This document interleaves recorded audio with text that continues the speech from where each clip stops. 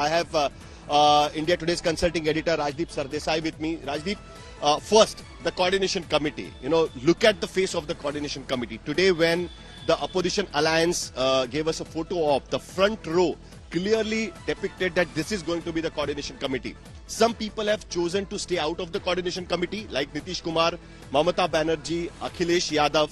What does this mean? Even Uddhav Thackeray, for that matter.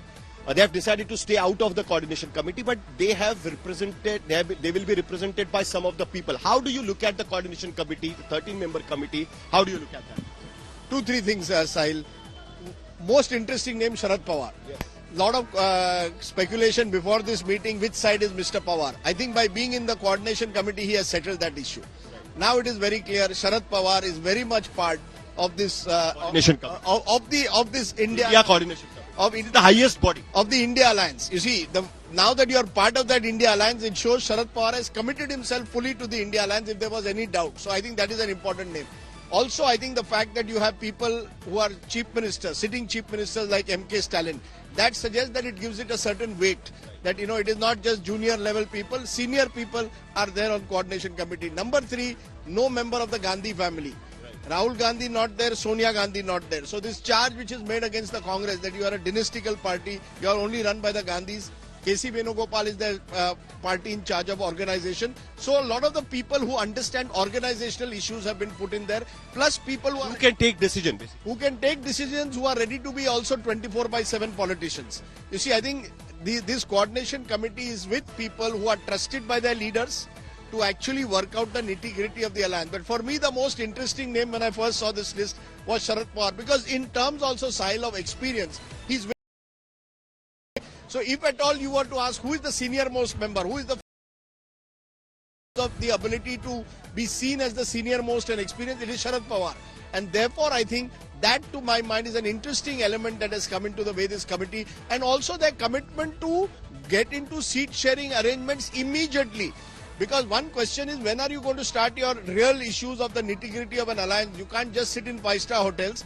You are going to have to start working. Some signs from this that clearly they have realized a sense of urgency that things have to now be put in fast forward mode. Also, look at the way they have formed the coordination committee. Mamata Banerjee, who could have been the troublemaker, specifically for the Congress, have opted out of the coordination committee, but have, suggested Abhishek Banerjee's name, who equally can take decisions from the TMC side. She hasn't said somebody like, Derek O'Brien or somebody else, who have to ask Mamata Banerjee and then commit things. Similarly, with Lallan Singh being part of the coordination committee from JDU side, Sanjay Raut being part of the coordination committee from Shiv Sena, Uddhav Thackeray's side, it sends a signal that the people who are part of the coordination committee are serious people. They are not just puppets, it's just not a facade of the coordination committee. There will be a serious business within the coordination. I think, Sahil, you put that excellently. I agree with you entirely. There is a sense that this coordination committee is not there just for the sake of a coordination committee. The people in this are serious politicians. Most of them, at least I would say, are really serious politicians. Some of them are young, but as you said, they have the authority of their supremo party. Raghav Chadha is trusted by Arvind Kejriwal, Abhishek Banerjee fully trusted by Mamata Banerjee. So I think at least it gives a roadmap. You see, the belief is that this India Alliance now needs a roadmap. Now we have to see how they achieve that roadmap. What issues will you take up beyond saying, Jeetega Bharat? What is the exact issues you are going to take up? That will be in all languages, is what has been said. And I resolution. That the discussion is still going on that.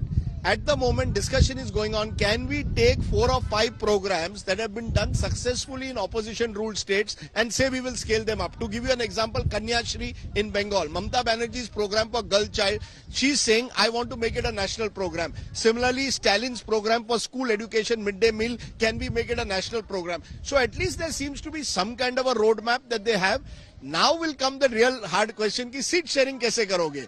When Raghav Chadha has to sit opposite a K.C. Venugopal and you have to discuss Delhi, kisko kitne seat doge? But at least there is a big shift, The Congress was not in a hurry to get into the seat sharing at this point of time. They were pushing that let's wait for the results of the assembly elections and then let's sit down and decide the seat sharing. Whereas Sharad Pawar, Shiv Sena, even for that matter, TMC was pushing that the seat sharing should happen, because 4-5 states where the India alliance must have a seat sharing. Otherwise, this alliance is going to break. So that's why to smooth out the differences, the seat sharing and the language which is being used is immediately, right now. That is something shows the urgency. And they're talking about public meetings and a mass contact program, so reaching out to the people. And I think significantly, they have realized they don't want to project a face.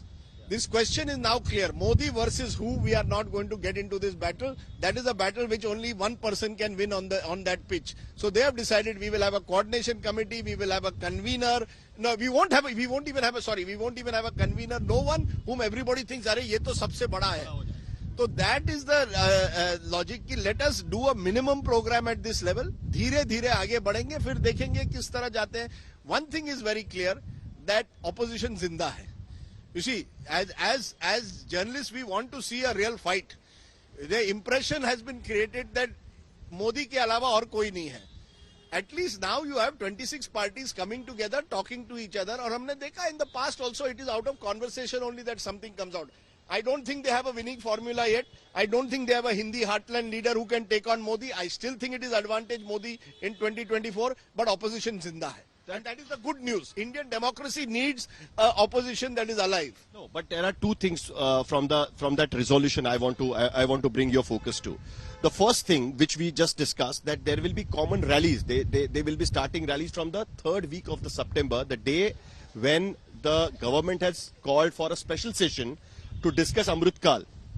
And the language which has been used by the India Alliance partners in the resolution is that to give voice to the concerns of the people.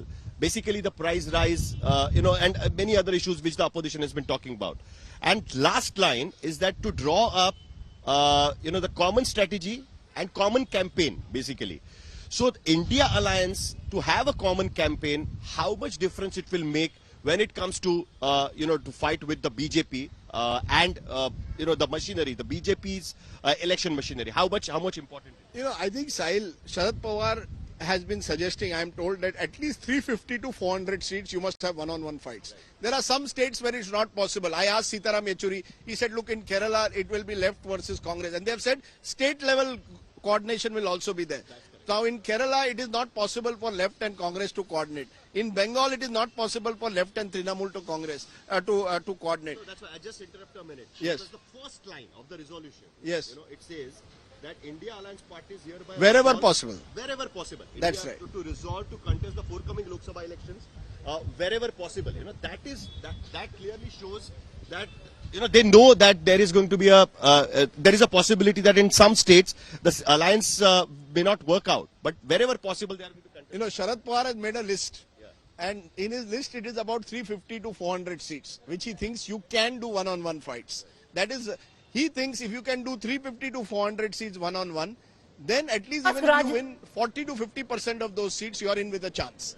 Sahil, will you also ask Rajdeep, is on 350 to 400 is what Mr. Pawar is telling Sharad Pawar the undeclared coordinator of the meeting? Sahil, one question if you can ask Rajdeep. Is Sharad Pawar the undeclared coordinator of this meeting, of this 11-member coordinating committee? There will be joint rallies, campaigns, various public speeches, what we will see on the streets in various states. At the same time, the coordination committee is now finalized. This committee is going to be the highest decision-making body of the India Alliance partner. We have to wait and see when the next meeting will happen, what shape this India Alliance takes.